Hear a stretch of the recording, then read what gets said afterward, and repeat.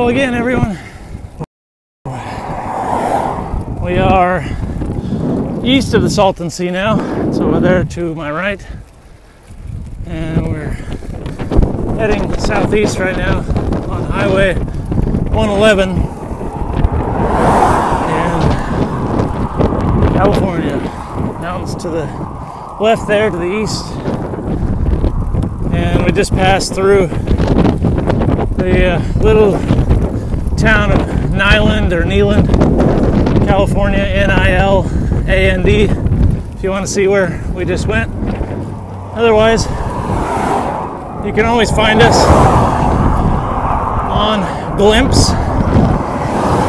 That's an app, or you can go to the website, glimpse.com, GLYMPSE.com. And search for the tag Freedom Ride 2316, all one word, all lowercase. Find us there. You can live track our position as we ride each day or as we're moving the RV. Anytime we're moving, we have that on just so people can keep up with us, see where we're at. And if you find anything interesting along our route, shout it out. We'd love to hear it. For example, we were in Julian, and Tina, my wife, figured out that was the birthplace of the best apple pie ever. So we went and, hello Mandy, that's my sister. She's joined in. Anyway, in Julian, great apple pie, and so we stopped in and got some of that. Sent my wife one too, since she pointed that out to us. They actually picked their own apples in their own orchard. It's just a cool story. So if you see anything interesting around our route, we'll do our best to check it out. Get some pictures for you. Send you something if you want. So today is day 7. We're officially a week into this thing. And today we're riding for self-actualization. Self-actualization. Man, that is a big word. I had to really think about that this morning again. And you'll notice the things we ride for, they're usually words that make you think, and that's the whole purpose there. We'd like people to think about their personal freedom, about their journey, what these words mean to them, because as you think about these words, you're going to start asking yourself questions. What does that mean in my life? Answering those questions is what helps you get outside of your box that you put yourself in. It's what helps you gain your freedom. Open your heart, allows you to have hope and not feel helpless anymore. You got to ask yourself really hard questions. So every day we're going to be writing for something. And even though it's just a few words, really there's a question in there. So I'm going to tell you what self-actualization means to me. And you can decide what it means for you. So, in the beginning, in the creation, God said that, let there be light. And it was good. That's one of the most profound statements in the Bible that we've been given. You look around, man, that sunshine is everywhere. Light. In the beginning, there was darkness. Dark matter. I'm sure you've heard of the Big Bang. Well, if you send a photon of light into dark matter, you get a pretty big bang. And I believe that's what God did. And that light is what fuels our entire world.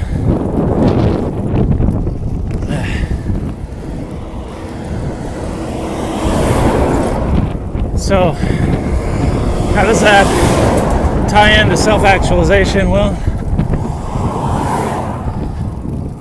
just like the universe, we can be animated and become actualized, take action with photons of light, or light, bringing light into our lives in different ways. Lots of different ways to bring light into our lives. One is being out here in the sun. There are natural processes in our body that take that sun and make vitamins. Another one is tuning into frequencies that communicate light in different ways. Positive frequencies. Tune into negative frequencies too. But you can try to bring positive frequencies into your life. That's why we're so big on juicing. Every time we juice, we're just extracting the micronutrients that have been grown directly from the sun in fields like this. Those plants use photosynthesis to produce energy, to build their cellular walls, maintain their structure. And when you harvest that and juice it, you're getting pretty close to that light source of the sun.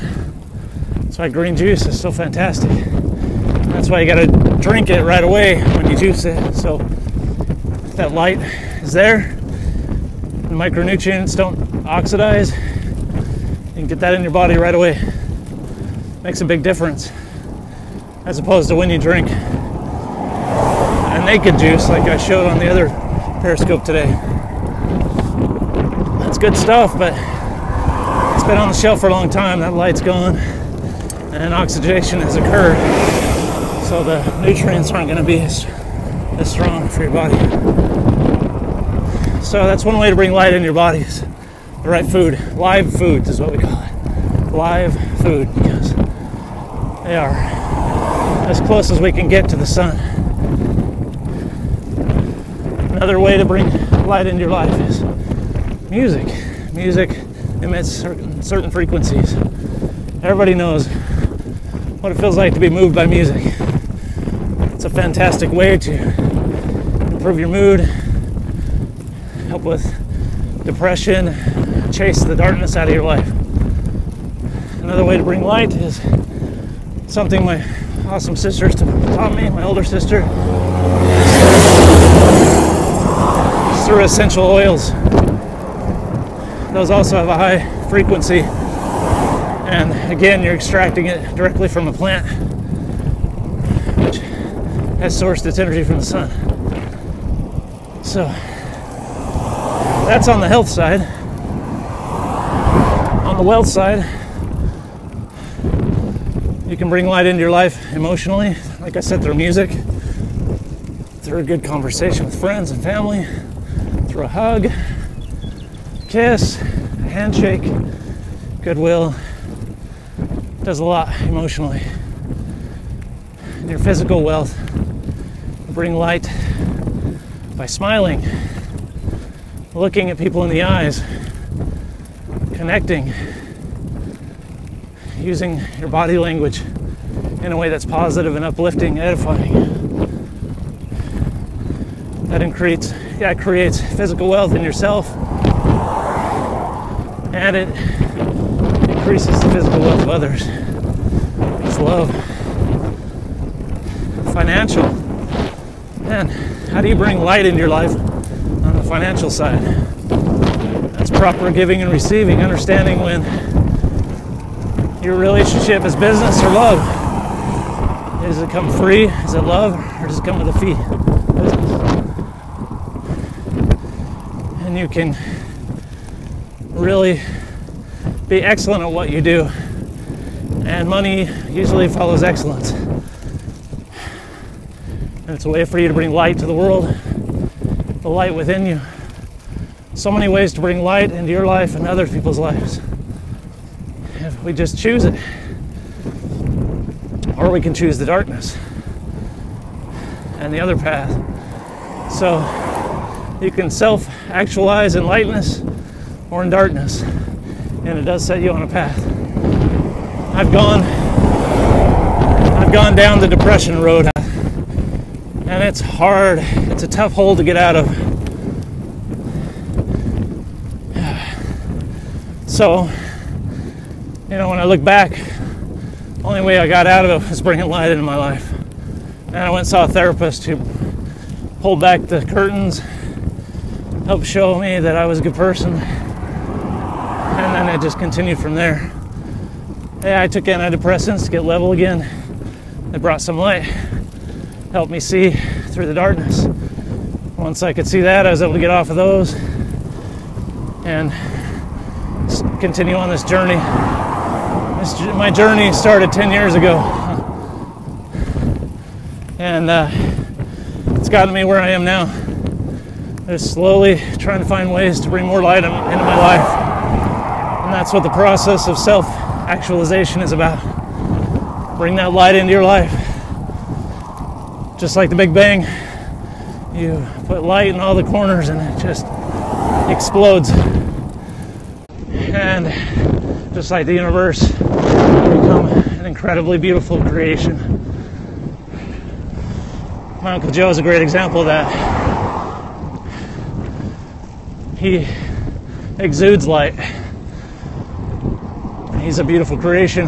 Yeah, he's working to get the pounds off, but man, when you're talking to him, you lock eyes with him, he's feeding that light to you. And I love meeting people like that, like Kevin, the bike man yesterday, who's living his passion. You can see that light, and he just shines it and he shares it with other people. That's what I want to get to. That's where I want to get. And I hope I can continue that journey, get some more light here on this bike ride, and maybe, if I'm lucky, start to send my light out to other people to help shine light into the dark corners of their lives. I really believe we all have a voice, and every voice matters. It's important to me. If you're feeling down and out, depressed right now, you're watching this, just know other people have been there. It's a hard road to climb out of. Look for the small things, small ways to shine light into your life.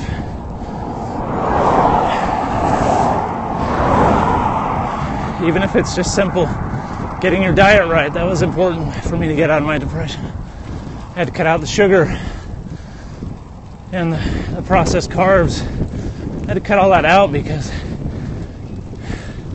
it would just create a huge chemical dump in my system that my emotions couldn't handle. It would send me into a tailspin. So cut those out with the help of my awesome wife, who did the diet with me, and then I educated myself on juicing, live foods, and I'm here today, finally not caffeine dependent after 10 years or more, and caffeine dependent since I was a kid. Could never get off it because horrible migraines, but bring that live juice into my body, man. Took all that away. Still drink it from now and then, but for a little kick. I'm tired, like I need to get a kick to get on this bike. But I did have a Red Bull this morning. But I'm not dependent on it. I don't need one every day. I don't get the headaches. So it's a balance. It's finding that light, understanding your body. That's a good way to get out of that depressive, dark hole. Let's get a handle on what you're eating. I'd say that's probably one of the first steps. Getting some physical exercise 3 times a week will do wonders for you. The most important thing is probably eating. That'll help start balancing out the emotions, the physical issues. So that's what we're riding for today. Thanks for tuning in. We're at the 10-mile mark here. So we got 21.6 miles to go. And I want to mention something about the storm. You know, all this information about eating, these formulas, it's all there in the storm. My uncle's captured that really nicely there. A lot of universal truths in there. Please go download it, check it out. It's free. We're not asking anything. That's just love. We want people to understand this formula, these formulas, these universal truths and rules, to gain control or be able to get out of their boxes. If you do download it and read it, please give us some feedback. My uncle took, I don't know, somewhere between 5,000 and 7,000 hours to write that book. Did it by himself. Nobody helped him edit it. In fact, he was paying people for a while to do the editing for him. It's such a dense book. Such big topics to think about. It was hard for people to get through.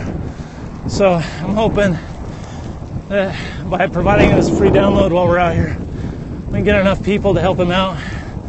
Be red jerseys, like he says. Get him some good feedback. You know, comments about grammar, style, format of the book. Whatever's going to make it easier for the next person to read and absorb this message. That's the feedback we're looking for. You're not going to hurt his feelings. He's just waiting and waiting for that feedback so he can finish that book off in a way that he knows that he will have delivered it in a way that his kids, his grandkids, his friends, and his fellow men can understand it. So, born26.com is where you download it. And any questions or anything comes up, just shout out. We're connected here, so we will get back to you. All right, right here. It's the Salton Sea over there. Salton Sea lies right on top of the San Andreas Fault. That's what's created that basin below sea level. And this place has been flooded over several times, mostly by the Colorado River. And it's put all this nice fertile farmland in here. However, Colorado River hasn't spilled in here for a long time, so it's a closed basin. It only gets water from the rain it gets, which is not much. So it's one of those interesting paradoxes of struggle. You got this nice fertile farmland just like you would find in the Midwest, or even better, and not a lot of water. So it's a constant struggle out here for the people. There's the farmhouse right there. These guys are out here in the summer when it's 120 degrees, trying to keep these fields from burning, trying to keep things growing. Opposition is our friend. Struggle is our life. It's important. Makes us better. Helps us push more light into our lives. Look at what these farmers are providing for us.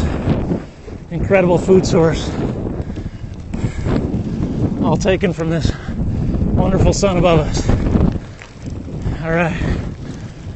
Guys, go give a hug to somebody. Tell them you love them today. Bring some light into their lives. I love all of you guys. Peace out.